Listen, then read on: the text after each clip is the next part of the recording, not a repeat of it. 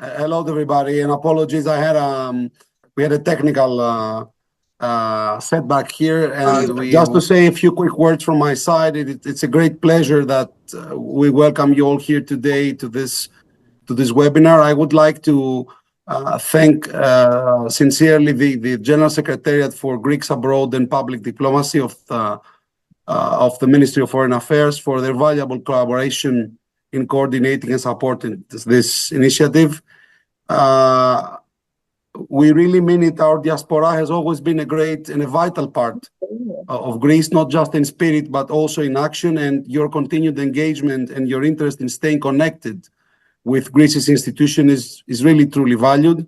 And today, this event is a testament to our strong and enduring bond. So we at the Tax Authority, Independent Authority for Public Revenue, we are committed to serve and assist Greeks living abroad. So in this end, we have established a dedicated website section specifically addressing issues relevant to Greeks abroad and non-residents. We have launched a pilot service offering support to foreign language taxpayers through video calls with automatic real-time subtitles.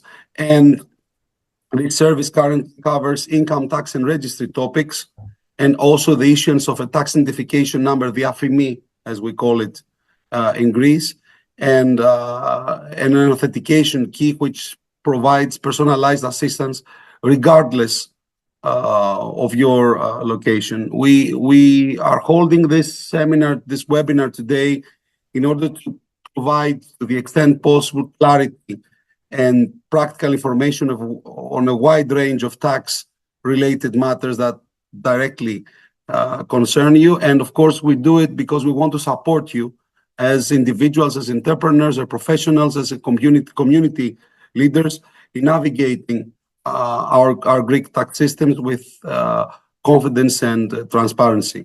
We will cover essential procedures like the registration in the Greek tax registry, the tax residency rules and the transfer process, income taxation of Greeks and non-Greek, Greek and non-Greek source income for tax purposes, property taxation, declaration of cash reserves and customs exemptions related to relocating to Greece.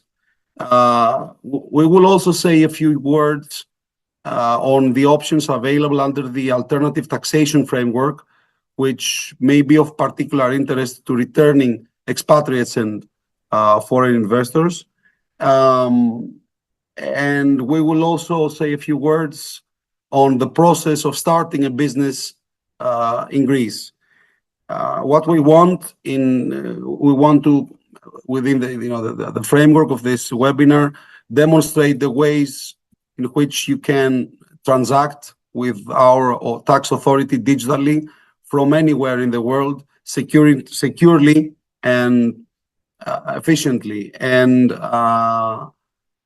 it's not just about informing you, it's also about listening and responding to your concerns. And our experts here are ready to guide you through your questions today and in the future. So thank you for joining us. And this participation reinforces our strong ties between home country Greece and our diaspora, and it helps us shape a more responsive and inclusive public administration. So warm greetings from very warm Greece today, and the floor back to you. Thank you. Thank you very much, Governor. And let me say a few words as well. I'm Maira, the Secretary General of the Ministry of Foreign Affairs, and I would like to welcome you all to today's online seminar, which is co-organized by the Secretariat for Greeks Abroad and Public Diplomacy of the Ministry of Foreign Affairs and the Independent Authority for Public Revenue. This initiative, as the Governor said also, reflects our commitment to strengthening the ties with our diaspora, not only through cultural bonds, as we do usually, but also by creating clear and practical pathways of cooperation. And today's event is the outcome of an ongoing dialogue with Greek communities around the world. during the visits and the meetings that we had in the United States, in Europe, and in South Africa, one message came through loud and clear, that you seek practical, up-to-date information to help you navigate the tax procedures, as the governor said also, manage your financial obligations with the Greek state, take advantage of the opportunities that Greece now offers, whether you wish to relocate or to invest or simply to maintain your connection with your homeland. So today's seminar is designed precisely to clarify these issues and to provide you with practical guidance and to answer your questions. And this is just the first step, because additional seminars covering other topics will follow, and we welcome also your suggestions and feedback on the issues that matter most to you, so we can make them happen. So we invite you to take full advantage of today's presentation and discussion. And for us, it's very important to have a lively discussion. And of course, I would like to thank the competent authority, and especially the Governor George Pitsilis, with whom we have always an excellent cooperation, but also the expert staff. We have with us George Fakos and also Kalypsos Sardelli, and the presentations will be made by Ioanna, Tsinti, and Konstantinos Karagiannis. And of course, Mr. Ballas, as we said, he will be the coordinator. So thank you all for the contribution, and I wish you a productive and insightful session. Thank you all. Thank you very much, Ms. Myroyianni. Thank you very much, Mr. Governor. And I would like to pass the floor to Mr. George Fakos, Head of Directorate General for Taxation. Καλησπέρα, να είμαστε σίγουροι. Good afternoon, ladies and gentlemen. The Greek tax administration, this is independent authority for public revenue, has changed radically the last 10 years. Due to this change, a new model of communication with the taxpayer has been developed, a model that requires that our services will make the best in order to facilitate the taxpayer to comply with his obligations and receive the best service possible. This happens due to the centralization of our units in Athens and Thessaloniki for the beginning, that cover the 60% of the population of Greece, and the digitalization of our organization, as long as the vast majority of our services is provided through our digital applications. In this context, it is a great pleasure for us, for our organization, that we are here to communicate with you and present the basic principles of tax system in Greece. Welcome to the tax webinar, and I hope you get a very useful information about taxation in our country. Thank you very much. Thank you very much, Mr. Fakos. And closing the welcome addresses section, I would like to give the floor to Ms. Sartzetaki. Ms. Sartzetaki, can you hear us? Is Ms. Sartzetaki with us? Is from the Directorate for Service Provision. Maybe. Okay. Yes. Okay, I'm here. Good morning, good evening to everyone. On behalf of Ms. Kalypsos Sardelli, Head of the Directorate for Service Provision, I would like to warmly thank you for your presence here today. As part of our broader strategy for service provision, we aim to provide timely, targeted, and easy-to-access information to specific groups, such as the Greek diaspora, in ways that address their unique needs and questions. That's why today's event is very special to us. It marks the first time we are holding a dedicated information session specifically for Greeks living abroad, an initiative that reflects our commitment to improving service for all taxpayers, including those navigating the Greek tax system from abroad. We firmly believe that communication and ongoing engagement always lead to better outcomes, and that's why we want to stay in touch and to receive your feedback after today's session to better understand your needs and to continue improving the service we provide. Thank you once again for your presence and participation. And now, Mr. Ballas, the floor is yours. Thank you very much. And this is the end of the short welcome addresses. We would like to thank all of you. And we can move on to the second part of the webinar, which is the presentation. If I may say just a quick word. Of course, Mr. Governor. I crossed through the questions that are being asked, which in the chat, which all of them are actually pertinent and make sense. I think we need to clarify that some questions can be answered now, and for some, which also have to do with interoperability with other services of the Greek public sector, we may need to note the question and come back to our audience here through the consulate or in another way to inform them as to what stands.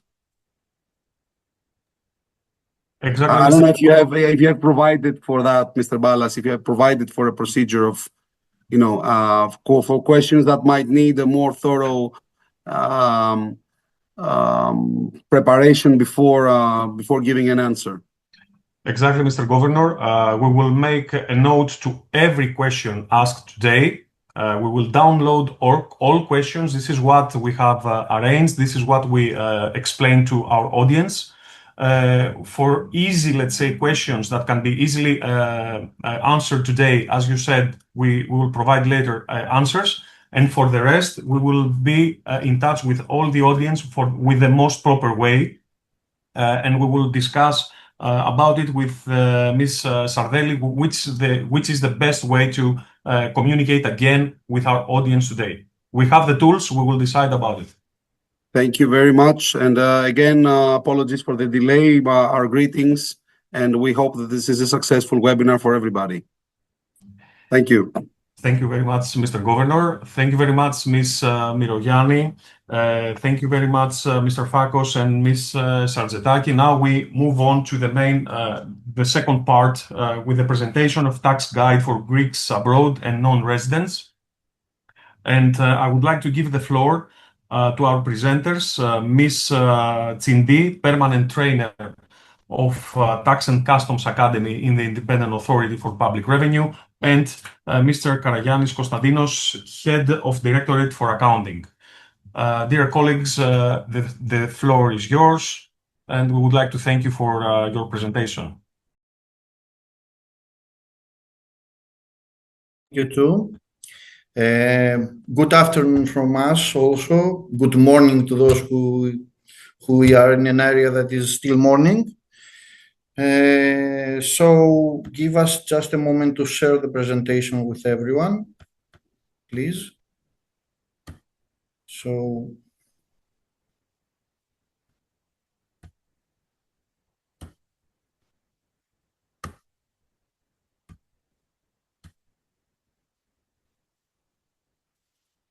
I think that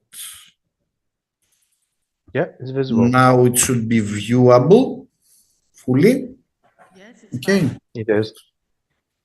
So, as previously the governor mentioned, today we will speak about some main issues like registering in the tax register, things considering your tax residence and the moving of the residents from abroad into Greece and vice versa.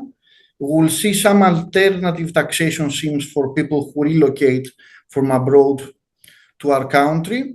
We'll see some custom exceptions also that exist for people who do the same relocation. We'll speak about the income taxation and how the taxable income that you receive from here or from your current country of residence is taxed in Greece, depending on your status as a Greek tax resident or not. We'll speak about property taxation, and we'll see some additional ways to transact digitally and online with the Independent Authority for Public Revenue. And finally, we will close with some small details and few words about starting a business in Greece. So going to the first step, we'll speak about the registration, the tax register. This is like the birth for the Greek tax administration to you. So you came first into contact with us by having a tax identification number, and gaining access to our digital services. So the process for issuing the tax identification number is described in this diagram, and we'll try to explain it quite simply. Here I want also to mention that when you make an application for a TIN, for a tax identification number, at the same time, a similar application is made for obtaining digital codes for having access to our digital systems. So, in order to do the process, you have to access our website, and from there to go to the Myroyianni digital portal. There you pick the option TIN and authentication key, and depending on for whom you act, if it is for yourself or you are a representative of another person or entity, you have to follow a particular process. Let's see all the scenarios. Let's say that you act for yourself. So after picking the option through the digital platform Myroyianni, you have to fill a form which is digitally available. And after submitting this form, you need to identify to see that you are a real person. This can be done through 3 ways. The 2 mainly is through the same system. It's digitally through Myroyianni live service, which you can find also in the official page. And you can either through the service contact the first available agent or close an appointment to do the identification at a later day, at the day and time of your convenience.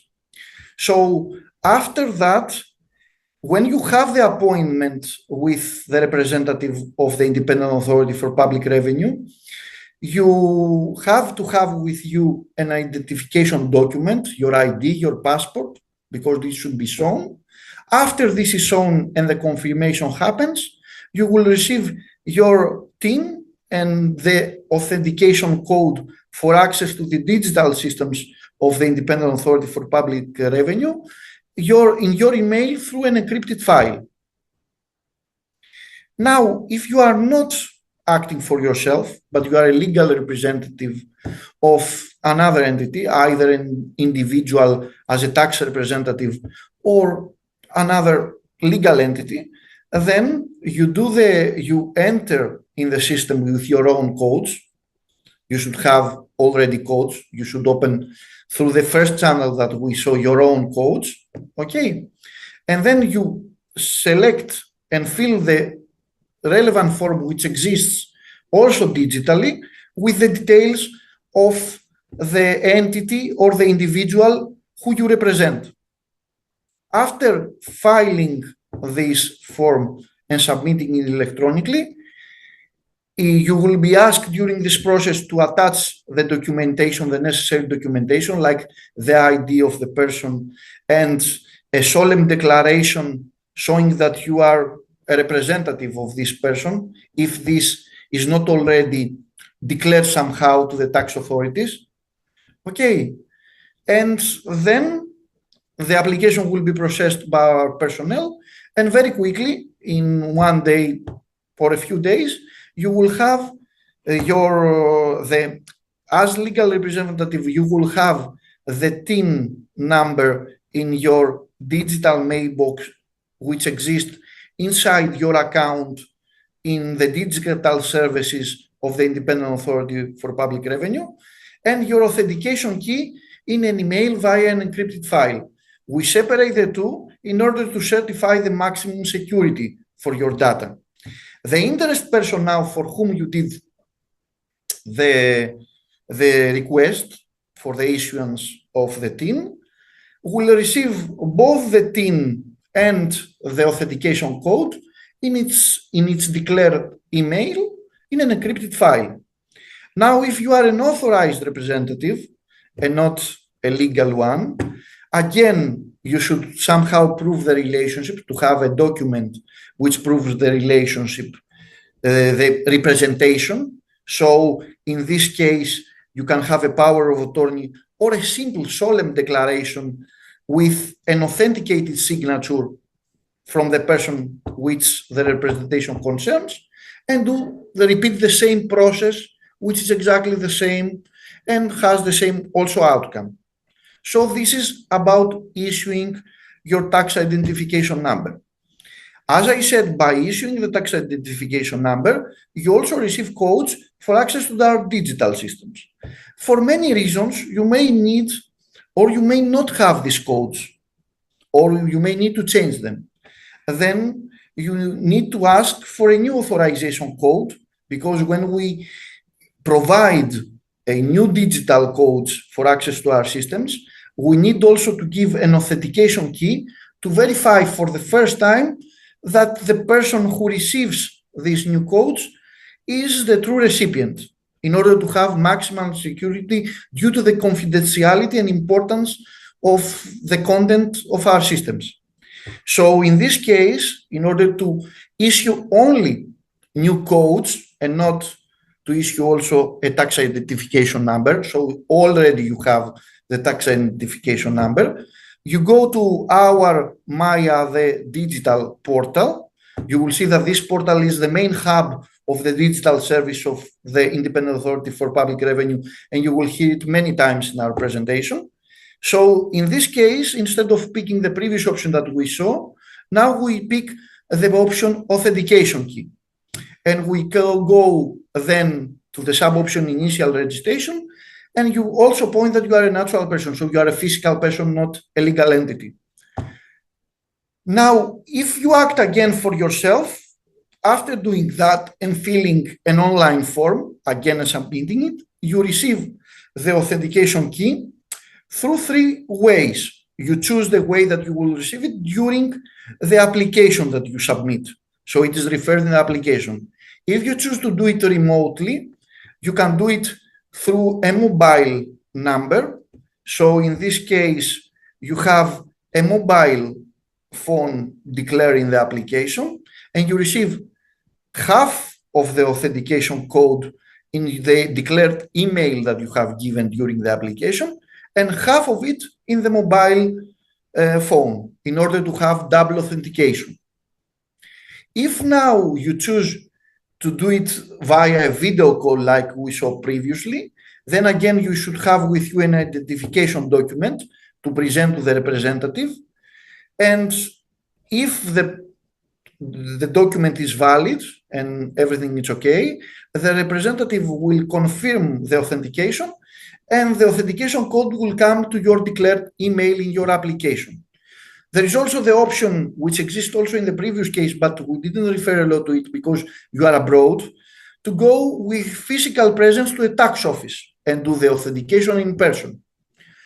This is the similar process, but predispose that you need to go to the local tax office to do that, which is not very convenient in your case.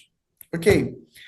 Now, if you are a legal representative, like previously, again, you access the system and you do the same choices with your taxes code, so your codes that you already have for yourself, because here you have your own codes.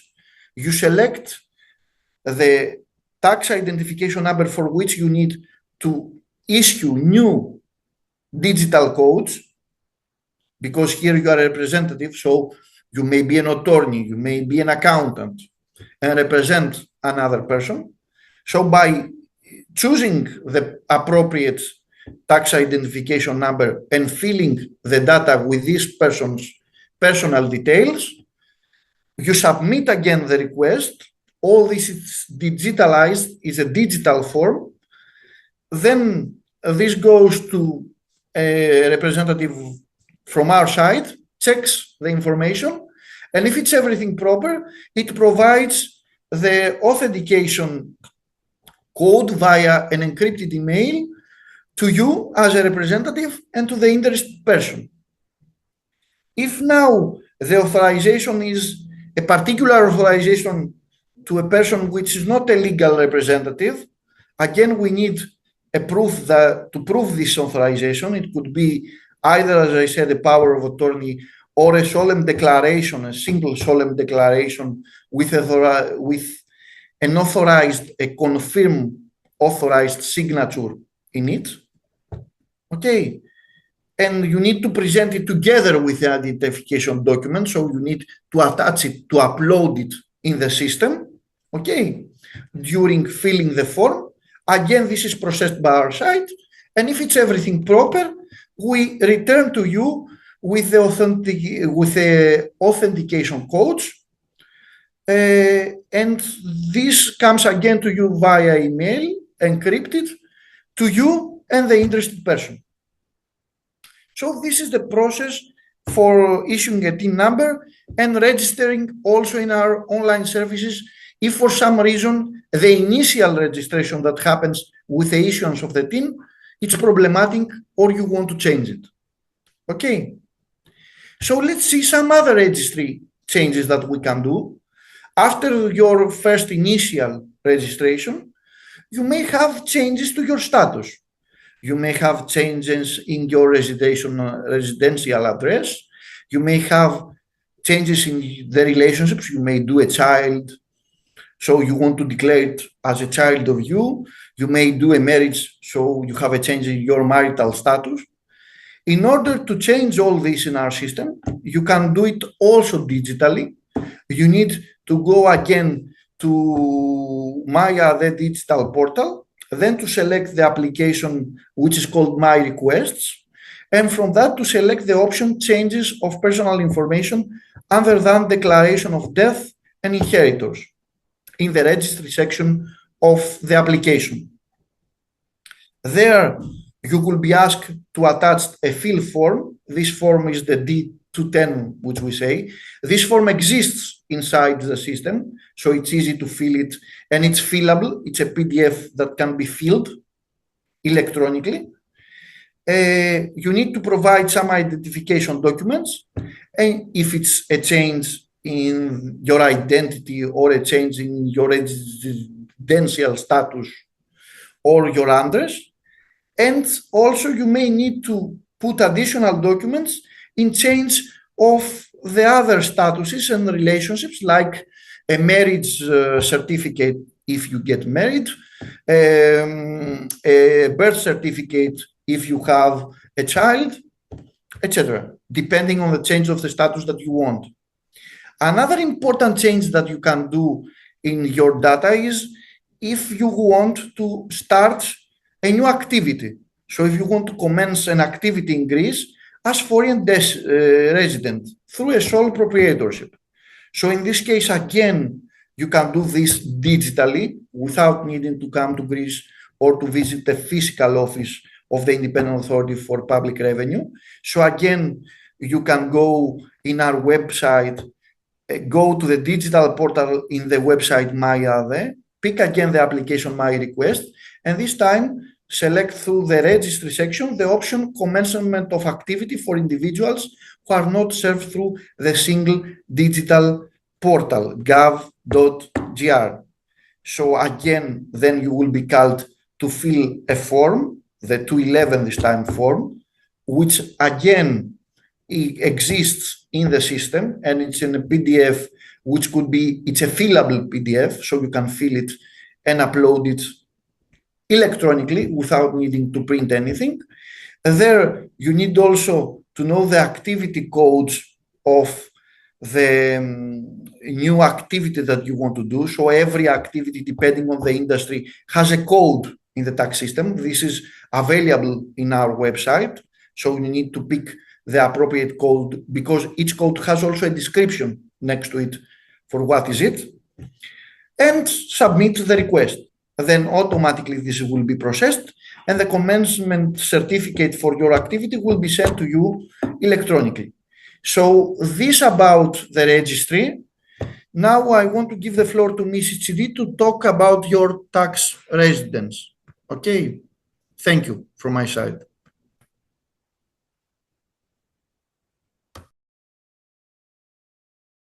And now we'll move on with some tax residence matters. We will have a rotation system with Mr. Karagiannis here, so that it will be more interesting and more interactive for you. I am Ioanna Tsinti. I'm a permanent trainer in Tax and Customs Academy for Independent Authority for Public Revenue. and I want to welcome you all here. I am really honored and happy to be here, and I am also very emotional about personal reasons because of having many relatives abroad in Australia, United States, Canada, Germany, and they moved there so as to have a better life, and that we back have a better life also. And thank you for being here. About tax residence. What are the criteria for somebody to be a Greek tax resident? He or she must have his or her permanent or principal residence or their habitual abode or the center of their vital interests in Greece. The same is also valid for consular, diplomatic, or public officials of similar status, or civil servants with Greek nationality who work abroad. What is the period being in Greece for being a tax resident? 183 days. It's a chat question, as I saw before. During a 12-month lump sum, cumulatively. And in this case, he's a tax resident from the first day of his presence or her presence in Greece. Of course, this criterion does not apply to individuals who stay here exclusively for touristic, medical, therapeutic, other similar private reasons, provided that this period of fund does not exceed 365 days. So, about issuing a tax resident certificate, how is it done? Easily, digitally. It is easy to do using the TaxisNet access codes through our Myra portal. This is issued in a digital format upon submission in Greek and in English. And also it has an electronic seal and a QR code can be, so it can be checked for its validity. Proceeding with the tax residents abroad, let's go on with some agreements for double taxation avoidance.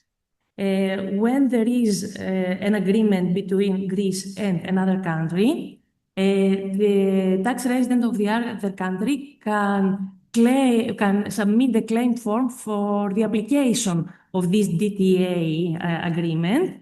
And how is it done? He fills in, signs, and stamps the claim by their country of residence, or the foreign tax authority completes the application. So they submit it in Greece to find their eligibility and to benefit from the reduced exempt of withholding tax.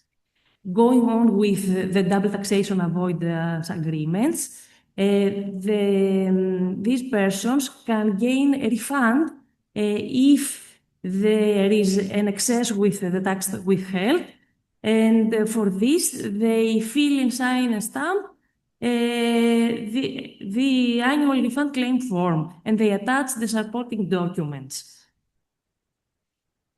About the tax residency, if a Greek decides to relocate, to move abroad, has he any obligations? Yes. A Greek tax resident who wants to transfer the tax residency abroad must file an application when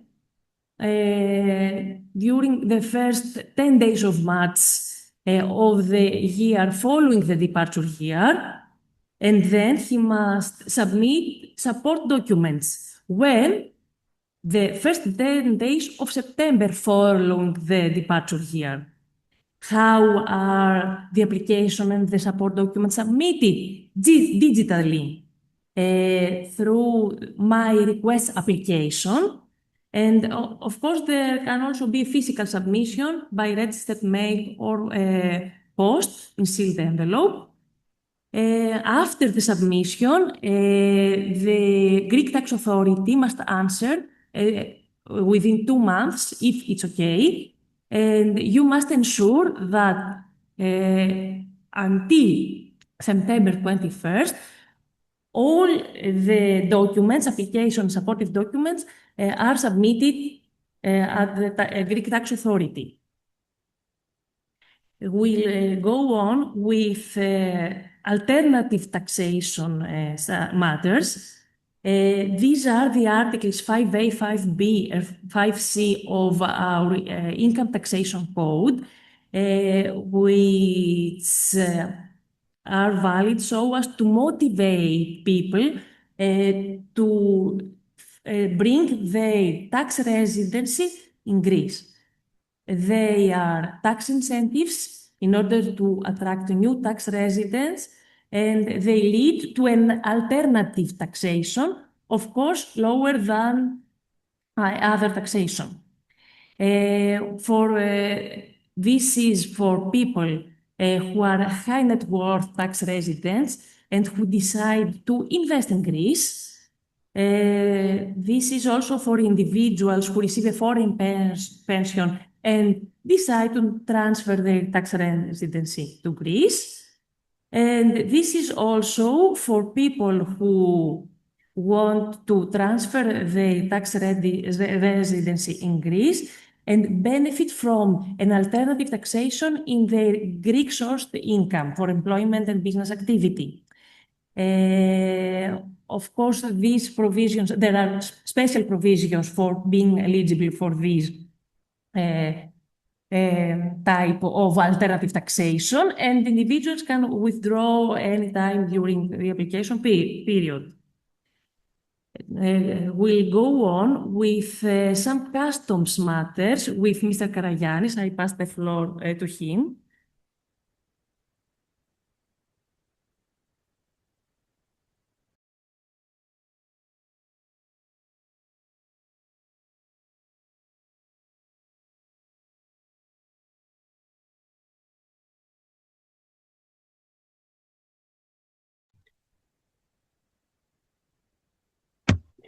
You're on mute. Sorry, we haven't heard anything. You're on mute. Excuse me. My mistake, my fault. So as Mrs. Tsinti just said, we'll see now a few things about some custom exemptions with the relocation process. And also we'll see some things generally that we will be vigilant about when we move across borders in order not to have any problem afterwards. So first, let's see some custom exceptions that we have when you transfer your residence to Greece. So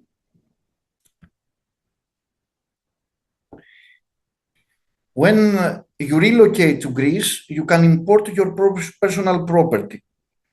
And given some certain conditions, like having lived in your habitual residence abroad for at least 2 years prior to your transfer in Greece, and not being a student, because being a student doesn't change your tax residence, it keeps the original one, so it doesn't, for tax matters, it being considered as a permanent move in another country. So in this case, so if you have already lived in a place for at least 2 years and you want to relocate in Greece, you can import your personal property, including your vehicle, without having custom duties, VAT, taxes for this, and without having to pay a registration fee or environmental fee which concerns vehicles. Here there are some limitations. So when you relocate, you can only include in the importation one vehicle, given also that this vehicle is in your ownership for at least 6 months in your previous residence. So it's not something that you bought at the last minute just to transfer it to Greece. And when this happens, you have to submit a declaration about that in the Greek custom office from which you will enter into Greece. And you will also provide for a certificate of transfer of your habitual residence. If this is completed and filled appropriately, then you can import this personal property without any problem. And additionally, you have the possibility when you relocate to Greece to have an 80% exception from any registration fee that you may face about the purchase of a motor vehicle or caravan in Greece, regardless if you already own another motor vehicle in the place of your previous residence. Still, as we said, these exceptions have some limitations, are not provided for vehicles for public use, such as trucks or vehicles with more than 10 seats. They are not also provided for personal property which is of commercial interest or is intended for economic activities. So, to give some examples, some tools that a technician may have in its professional employment, or material that is for sale if you are a retailer, so for your economic activity. And of course, they are not also granted for alcohol and tobacco products, except for quantities that you can deliver for your own use free of charge, of course, through the customs in any case. So these are the main exceptions that you have in the customs when you relocate. Another important issue when you move across borders in the EU and inside Greece is the cash reserves. According to the EU regulations, anyone who carries cash equal or greater than 10,000 euros or equivalent liquid assets of this value, like assets that are bearable to and immediately translated to money like gold coins or gold bars across borders, is obliged to declare this amount of cash or cash equivalents to the custom authorities in which enters the country. If this is done properly, there is no problem. You can enter Greece with this cash or cash equivalents. If it's not done properly and you don't declare such an amount, then an administrative fee is imposed, which is equal to 25 of the non-declared amount, either if you accompany this cash or you bring them with you, or you transfer them through borders without your presence. And also there is the risk, if you don't declare them properly, the whole amount of cash or cash equivalents to be confiscated, and even a potential further investigation to be started by the Greek Financial Intelligence Unit if you cannot verify how you obtain this cash. So after that, after seeing these custom exceptions and particular issues about customs during relocation, it's good to say a few things about taxation in Greece, the different income taxation that exist in Greece, both for Greek residents and Greek non-residents. So let's start from the different categories that we have in income taxation. This depends on the origin of the income, how the income is created. I think this is mostly true in most countries around the world. Almost all countries tax the income of the people based on its origin. So in Greece, we can discern between income for employment and pensions. This is taxed according to scale. The scale starts from 9% for income from 0 to 10,000 and goes up to 44% for income above 40,000 euros. All the income that we discuss is annual. Then we have income, which could be profits from business activity. This is also taxed based on the scale of employment and pensions if we speak on a personal level, on the individual level, so if the company is not a legal entity. And so after any income that you have from salaries and pension is added, we also include in the tax scale the income that you have from business activity.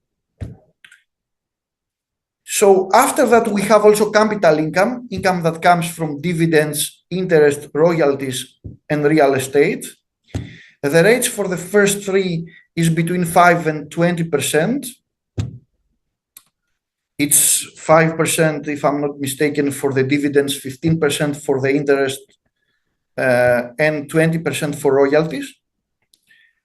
And for the income that comes from immovable property, again, there is a scale for an annual income from immovable property from for low amounts. It's the rate 15% and scales up to 35% for values above 35,000 euros. Additionally, we have income from capital gains, which could be from stocks, shares, government bonds, treasury bills, corporate bonds. This is taxed with 15%. Additionally, in Greece, except from the taxation based on the income, there is also an alternative minimum taxation based on imputed income for people who may not have declared properly their income. So what happens in this system? There is some calculations about the living expenses of each individual based on the objective living cost and the asset acquisition and maintenance cost for the assets that the taxpayer has. So there is a list depending on the asset for the maintenance and acquisition cost. And based on this objectional living cost and these maintenance costs based on the assets that you have, it is calculated in presumptive income. And if this presumptive income is above your declared annual income, then you are taxed with this presumptive income. Let's go now to see the tax filing obligations, because I saw also that we have a lot of questions for that in the chat as well. So generally, in Greece, if you are a Greek tax resident, you are obliged to file a tax return for all income that you have from Greek or foreign sources, so for your global income. Additionally, in Greece, if we have a married couple, a joint tax return is done and submitted by the husband. There is the possibility for separate tax returns, even for a couple, for each spouse, but this should be notified to the tax authorities through a digital application that exists until 28 February of each calendar year. Even if you submit a joint tax filing with your spouse, this does not mean that the tax are calculated both. They are calculated on an individual level, so you don't have a problem with that. Also, if someone is a minor, it has a filing obligation if it's a Greek tax resident only if it receives employment income, so if it has some kind of employment from those that are allowed by law for minors, or it receives a pension income from the death of a parent, so from the pension of either of the two parents. In all other cases, the income of the minor is added to the parent's income. So if the minor, for example, has income from immovable property, from a rent, for example, this doesn't make the minor to be required to file a tax return. It is added just to the parent's income in the tax return of the parents. Now, if you're a non-Greek tax resident, then you must file a tax return when you receive any real Greek source income. Either this income is taxed or is tax exempted. So if you have any real Greek source income, essentially you have an obligation to file a tax return in Greece. Only for this Greek source income in this case. For minors, it's the same as in the previous case. Minors again only have to file an income tax return only in cases that we have employment in Greece or we have a pension income from the pension from the death of a parent. Mrs. Tsinti previously said about the special regimes which change some of the things for people who move to Greece from abroad. So I will not repeat them. And we have also some exceptions when no filing is required if you are a non-Greek tax resident, in case that your income comes only from Greek government bonds, Greek treasury bills, or corporate bonds. So in this case, even if you have a Greek sourced income, you are not obliged to file a tax return if you are a non-Greek tax resident. Now let's go to the filing method and the deadline for the filing. Generally in Greece, all tax returns are submitted electronically through the Independent Authorities of Public Revenue online personal income tax return submission service, which also can you find through the Maira, the digital platform.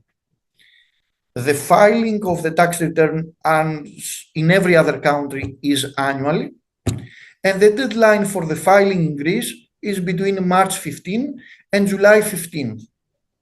There is also some exceptions to these filing deadlines.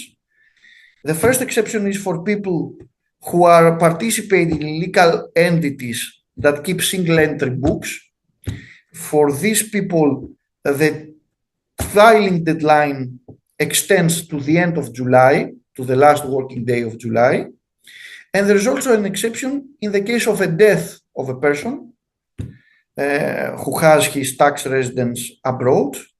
In this case, the inheritors should file the tax return, the final tax return for this person during the whole following year of the death, that the death occurred. Now, after seeing the basics about the tax filing and the income taxation, we could speak more specifically about the taxation of the Greek sourced income for non-residents. So in this case, any Greek sourced income is taxed based on the income category, on the origin of the income. For Greek tax residents or non-residents, the non-residents are taxed only from the Greek sourced income. They are not taxed for the global income, for the income that they have abroad.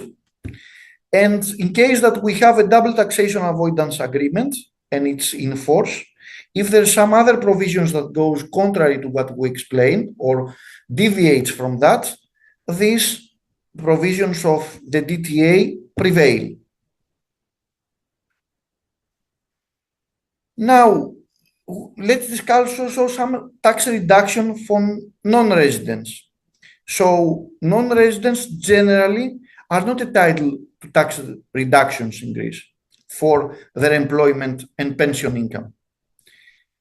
There is an exception to that if they have a tax residence in an EU country or EEA, the European Economic Area country, and 90% of their worldwide income comes from Greece.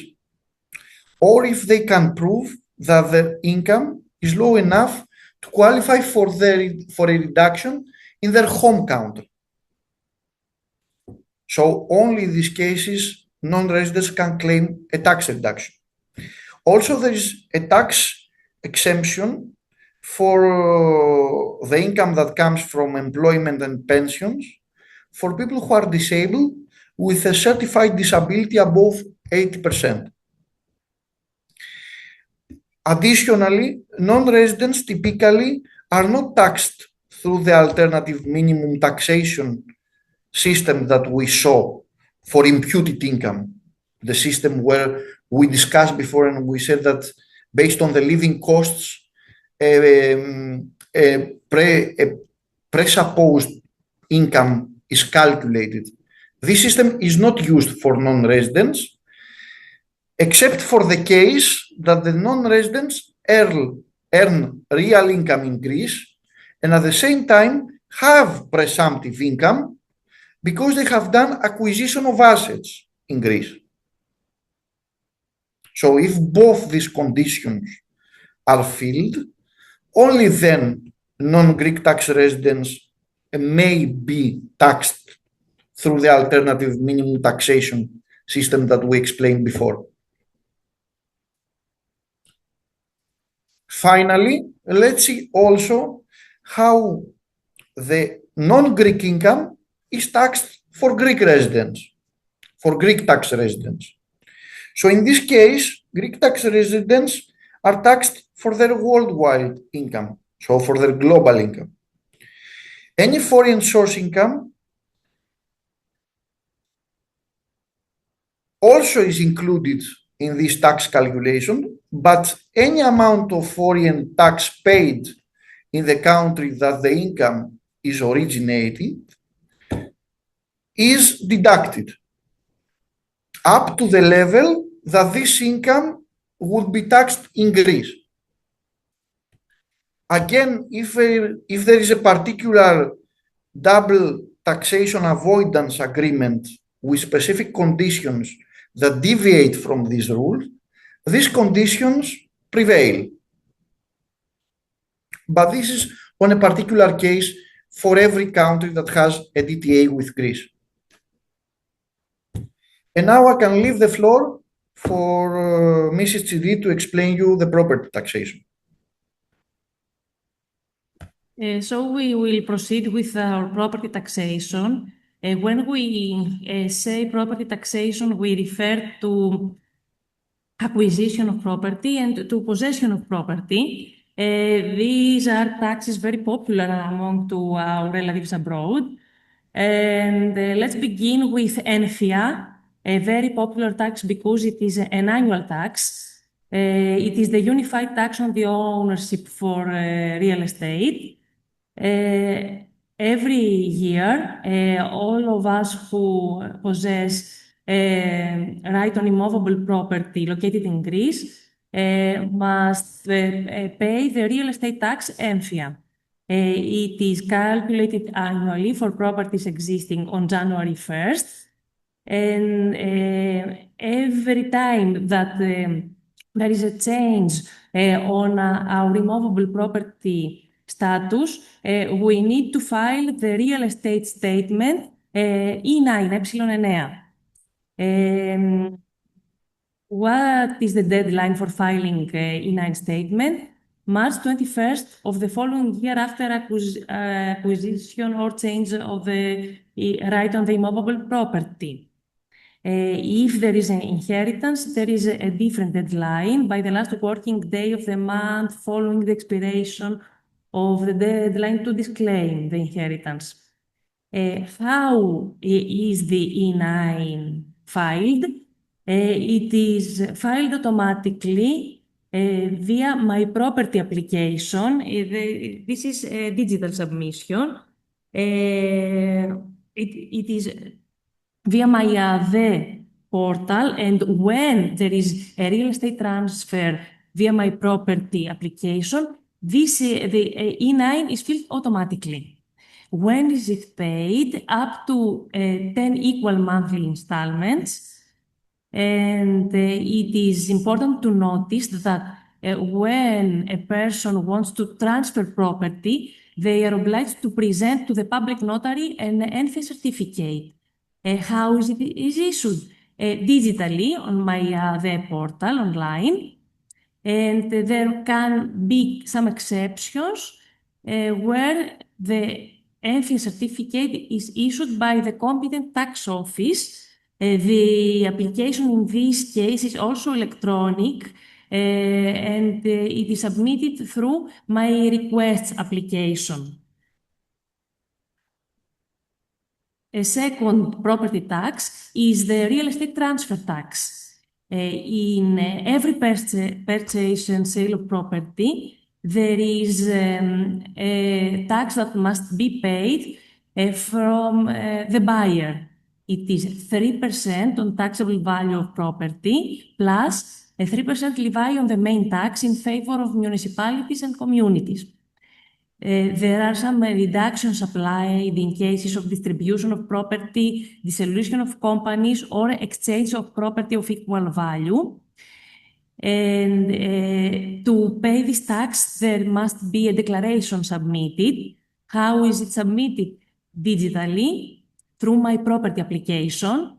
And there are some exceptions where the declaration is submitted in paper form through my request application, where the file is uploaded, or it is also an electronic way, or by registered post in physical envelope or courier service, or you can file an envelope at the protocol office of the competent tax office. When is this tax paid? Within 3 working days from the submission of the declaration and the issuance of the tax. And you must notice that this must be paid before drawing up the transfer contract. There are some exceptions that apply for specific beneficiaries, provided that the buyer either resides permanently in Greece or intends to settle within 2 years from the purchase. Another property tax very popular among our compatriots abroad is the inheritance tax. As we can all understand, it's a tax about goods that someone has because of inheritance. Some person dies and the relatives, or because of a testament, some taxpayers receive immovable property in Greece, or movable assets located abroad and owned by a Greek or by a foreign national who has his residence in Greece. This tax is calculated on the net value of the inherited share, but also it is related to the relations of the inheritor to the testator. So there are different scales according to the categories. There are some deductions on disability, for tax paid abroad for mobile inherited property, and for debts of the deceased person. There are specific provisions for assets located abroad, but that have been placed in trust under Anglo-American law. When is this inheritance tax return submitted? There is a deadline of 9 months if the testator died in Greece, or of 1 year if the testator died abroad or the inheritors or legatees were residing abroad at the time of death. How is the tax return submitted? Digitally, through my property application, or in paper form through my request application, where the file is uploaded electronically, or by post in paper. When is the tax paid? In 12 equal 2-month installments that can not be less than €500 each, except for the last one. There are exceptions for specific beneficiaries in case of monetary deposits, movable property located abroad, and acquisition of first residence. And the third and last type of property taxation is taxation of gifts and parental provisions. This is a tax where the taxable is the donee or the recipient on assets of any kind located in Greece and that are gifted, on movables located abroad and owned by Greeks and gifted, or owned by a foreigner and gifted to a Greek, on movables located abroad and owned by a foreigner and gifted to a foreigner residing in Greece. How is the tax calculated? According to the value of the asset being gifted or provided and the relation between the donee and the provider. There are categories and different tax scales. How is the declaration submitted? There is a deadline of 6 months of the delivery of the object of the gift parental provision, and it can be submitted digitally through My Property application, in paper form through My Request application. In this case, it is an electronic upload of the file scanned, and by post in physical form. When is this tax paid? If we talk about movable property or money, within 3 days from the submission of the declaration and the issuance of the Tax Act. Or if it is immovable property, in 12 equal 2-month period installments that cannot be less than 500 euros each, except from the last one. There are some exceptions for movable assets for specific beneficiaries, for example, anonymous and non-donors, for death insurance, for acquisition of a primary residence, for movable assets abroad in case of relocation in Greece, for Greek citizens who settled abroad. There are specific provisions for these cases, for these exceptions. And now I'll give the floor back to Mr. Karagiannis to explain us some ways to communicate and to transact with the Greek Tax Authority, Independent Authority for Public Revenue. So, hi again from my side. I don't know if now you see it and you hear me. So now we'll discuss a little bit how you can communicate with us online and transact, which I think is very important for most of you by being abroad. So as I said during the presentation, we spoke a lot about the digital portal Myra, which is like the single point entry for most digital services, if not all, of the Independent Authority for Public Revenue.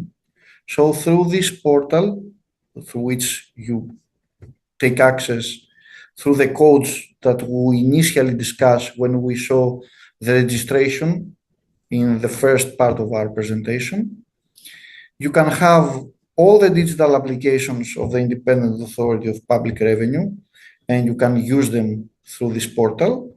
You can manage your contact details and your business details. This is very important because a lot of obligations, communication, which sometimes it has also legal repercussions, comes through these contact details that we have in the system. You can also see your debts, any payment or any refund that you have and you have not yet settled. Even more importantly, you can pay and settle any debt or payment that you want through a debit or credit card or through the Irish system for those who are in the EU generally. You can also obtain a TIN and authentication key, which we saw. Also, have in mind, as we said, that the TIN and authentication key doesn't need to have already codes for entering the system, can be done for a person who doesn't have codes, because by asking for obtaining a TIN and authentication key, also your first codes for the other services of the digital portal would be issued. You can also submit your request through the My Request applications that we saw. You can also submit questions that you have through the communication area that exists in this digital portal. And you can also book an appointment in case that for some reason it is necessary to visit one of our physical points of contact. Either this is a local tax office or some other agency that we have. All this can be managed and done electronically through a single entry, very easily and usually very quickly.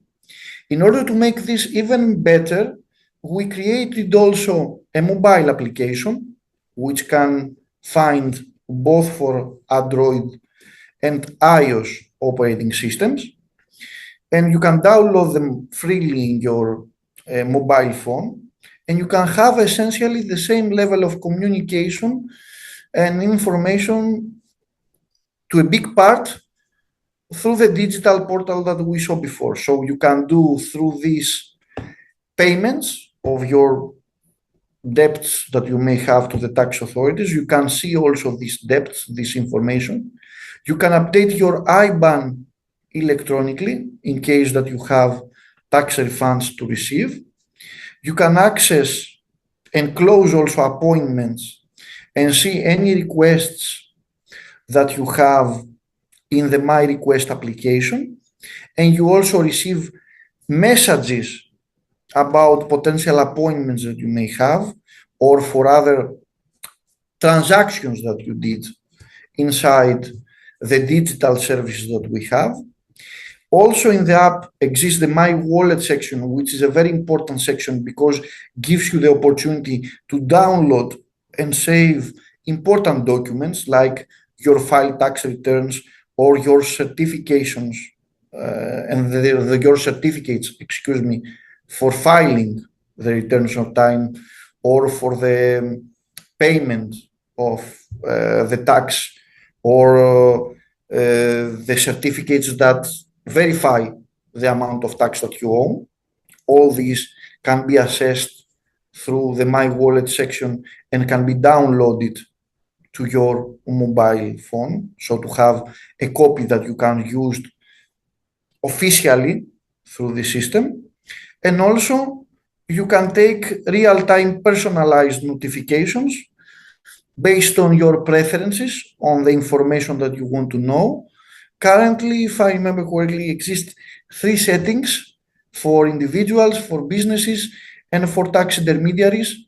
So for people who may have an accountant role or an attorney role, so they have customers that need additional information about different tax deadlines or tax processes.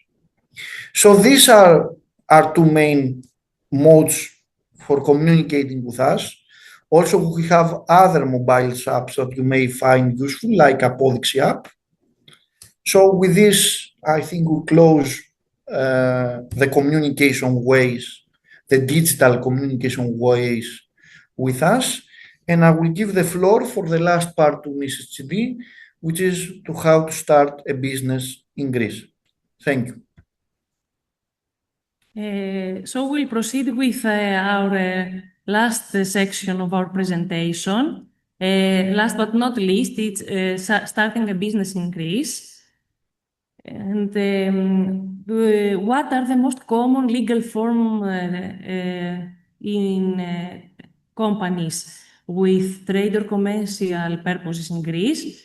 They are public limited companies, AE, limited liability companies, EPM, private capital companies, IKE, and the general partnership or limited partnership, OEE, ordinary or by shares, under law 4072. There are also other forms of companies like civil law associations or cooperatives.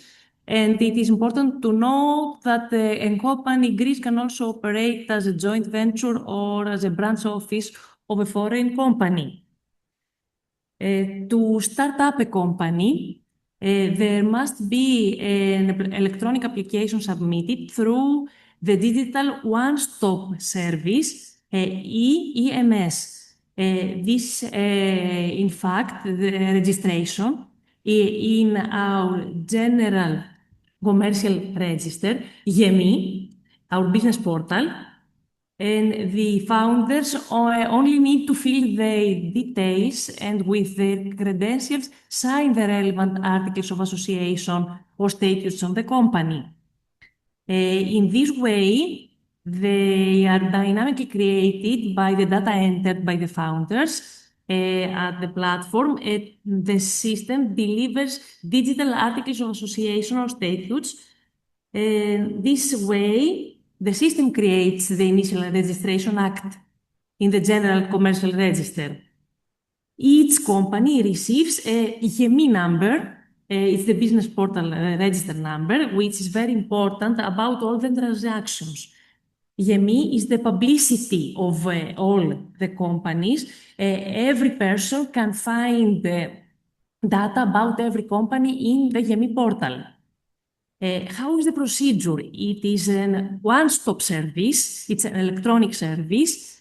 Υπηρεσία μιας τάσης, YMS, it's υπηρεσία μιας τάσης, and it takes only a few minutes with a low cost from 18 to 24 euro.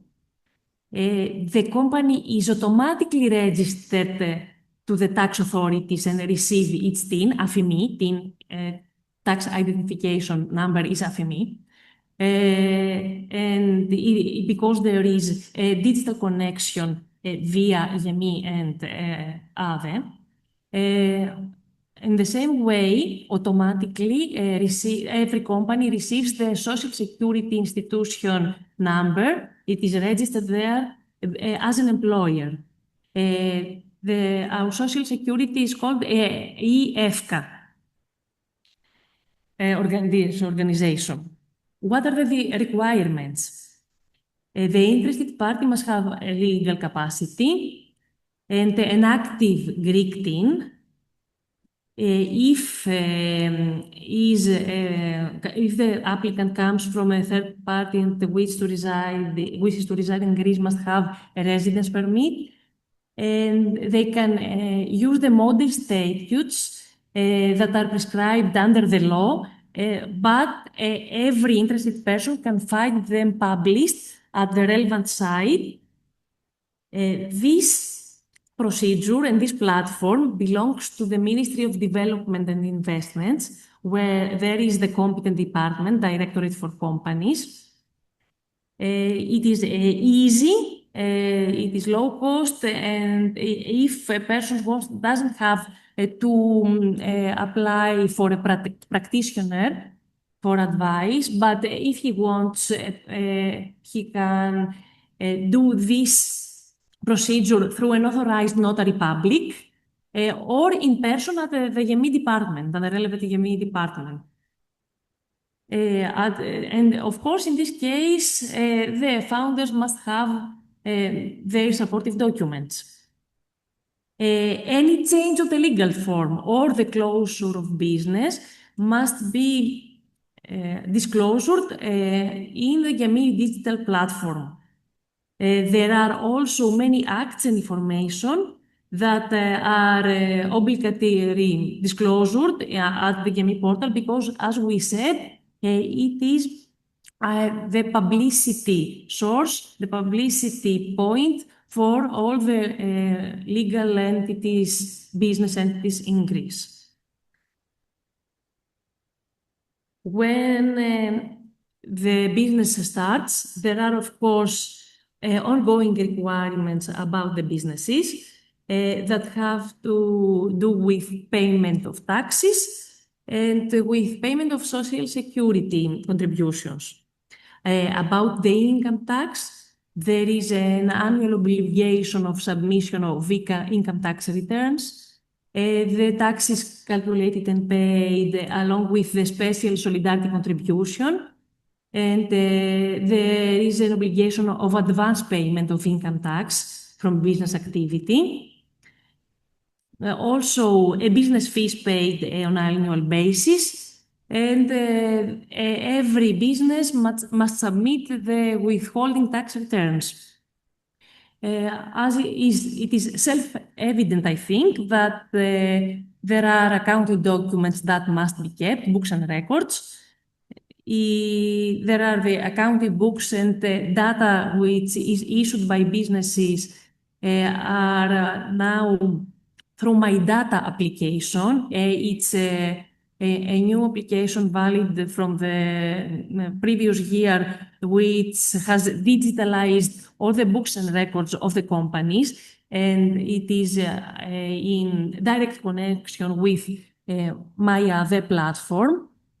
In this way, many of the tax returns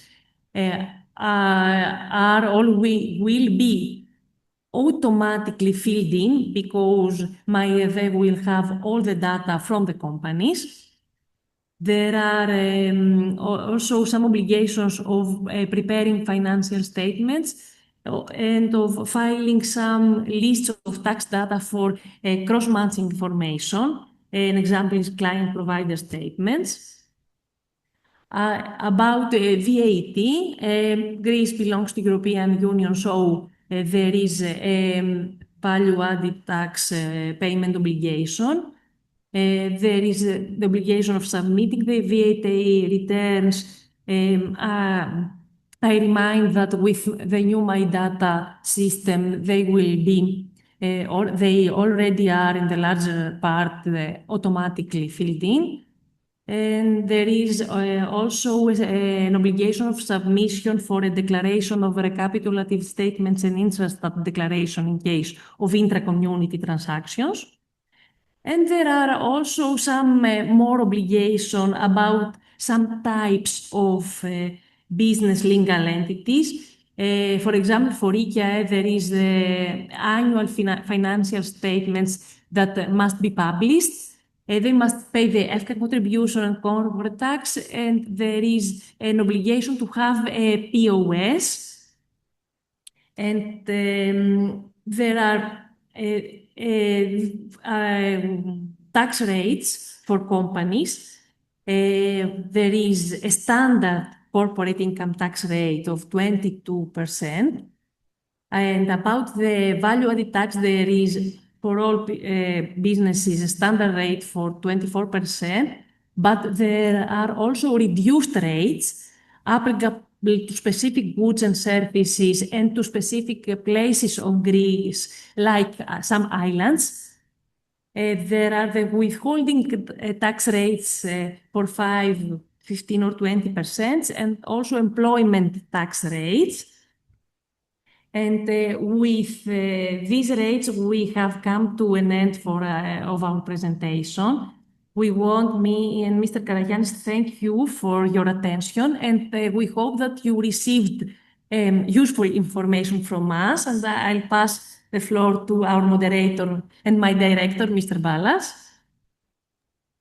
Thank you very much. Thank you for your illustrated presentation. Of course, you touched upon many issues, and as you can understand, if we would like to go into depth in each of those matters, we would need more time to it. However, what I would like to share with you, first of all, I hope you have seen in chat, we have uploaded an enriched version of the presentation. Have you all seen this? We will make sure we will upload again the file in case some of you didn't see the file in order to download. It is an enriched version of this file. What I wanted to share with you, I will share for a moment my my screen. Let me hold on a second. Just to show to you how to communicate with our authority through through our website.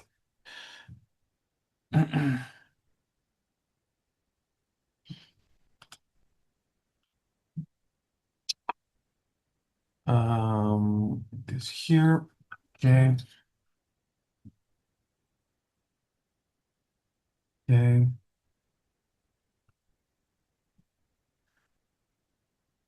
I don't know why I cannot share my screen. Can you see my screen now? No. Let me check. No. Yeah. No. No, not yet. I know. Is Mrs. Tsinti's share still active? No. I know what the problem is. Hold on a second. Until you, if I may, until you share your screen, I would like to add to you what you said, that in this presentation, in this useful guide, which is an extended guide based on our presentation, you will receive more information, and you will see, I see that many of your questions in the chat are answered with this guide.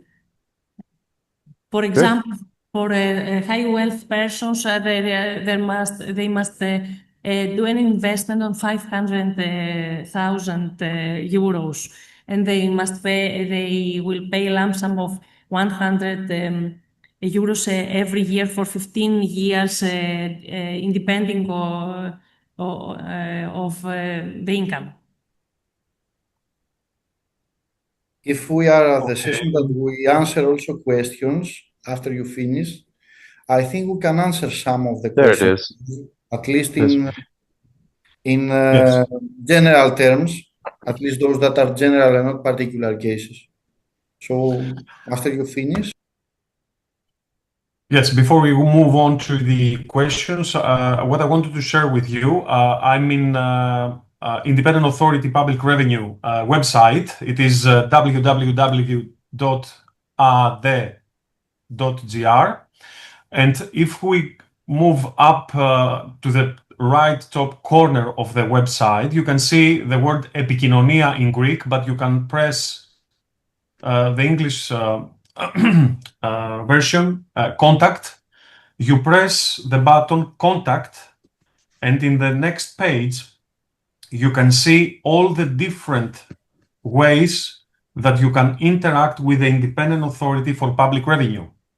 The first, of course, is My Requests, but in order to use this, you need to have taxes credentials. However, if you don't have, there is an option. That is why I'm showing this to you. You can post an online question using this space here, online question, that I move my mouse. Question to Independent Authority for Public Revenue, question submission form. And here you can write your question. You can select the category of the question, okay, and you can post it to the Independent Authority for someone to respond back to you.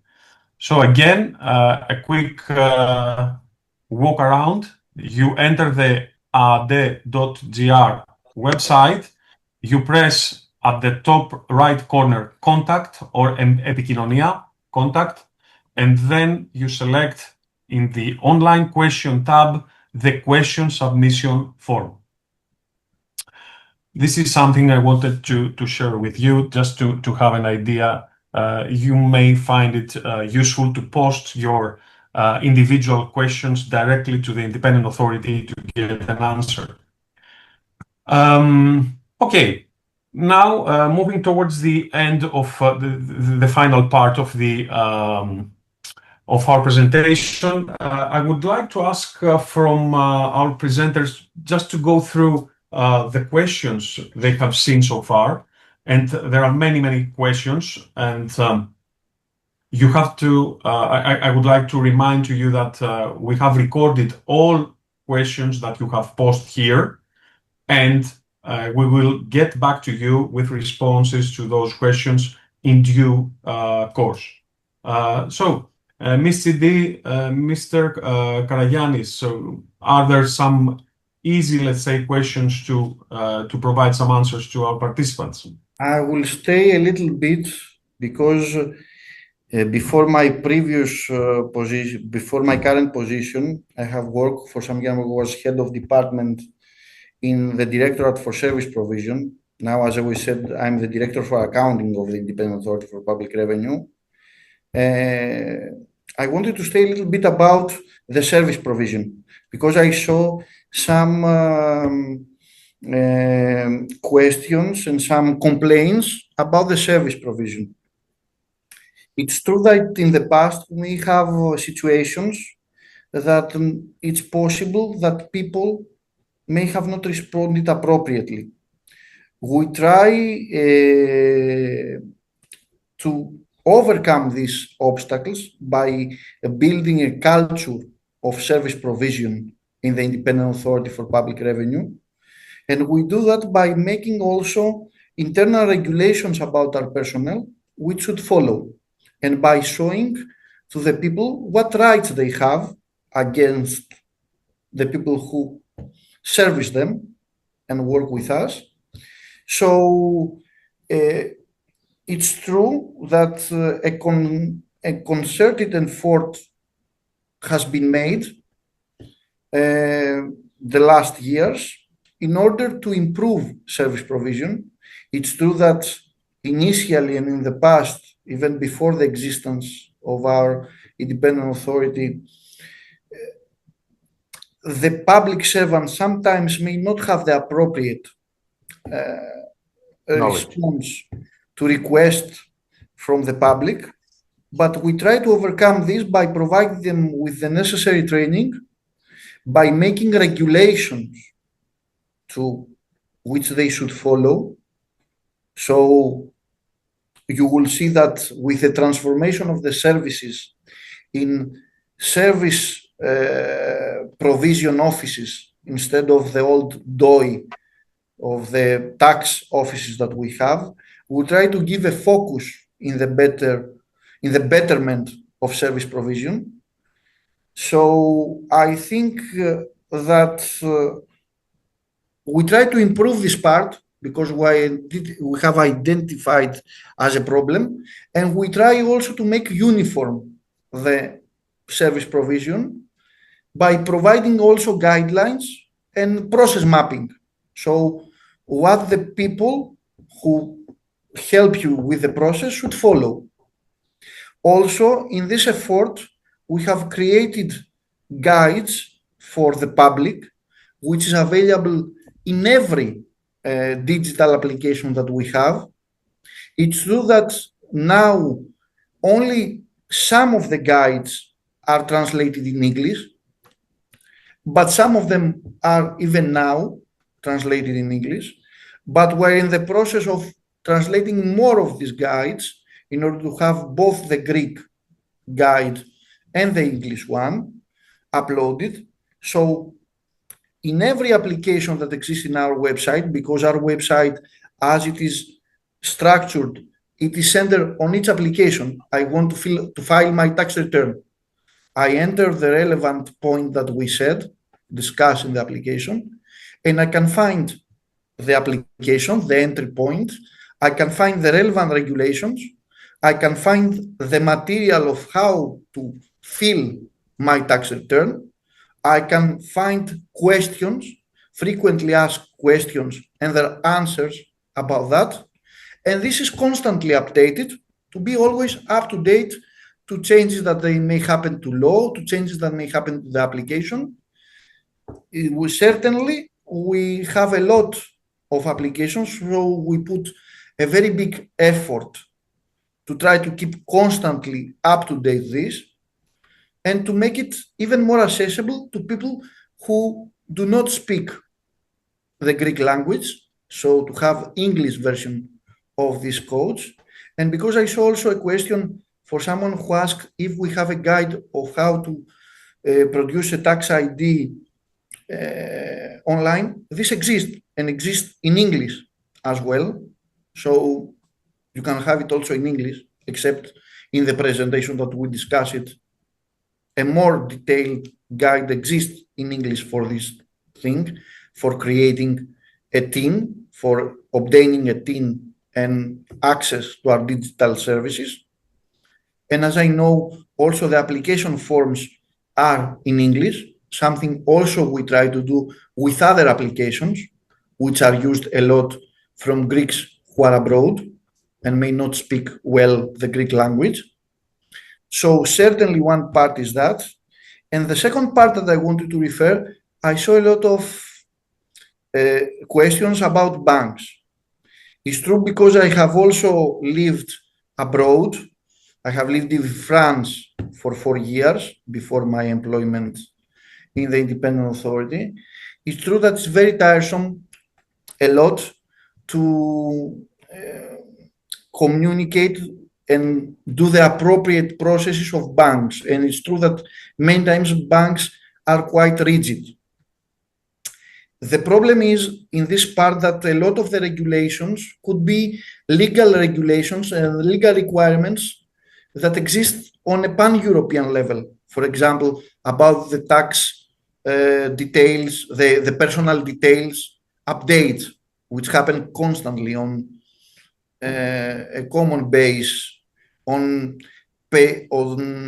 certain period, and it's obliged by pan-European regulation to happen.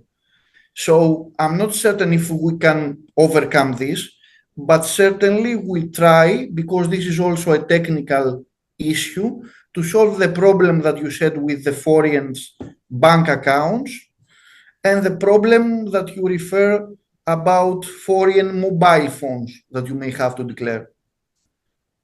So this from my side.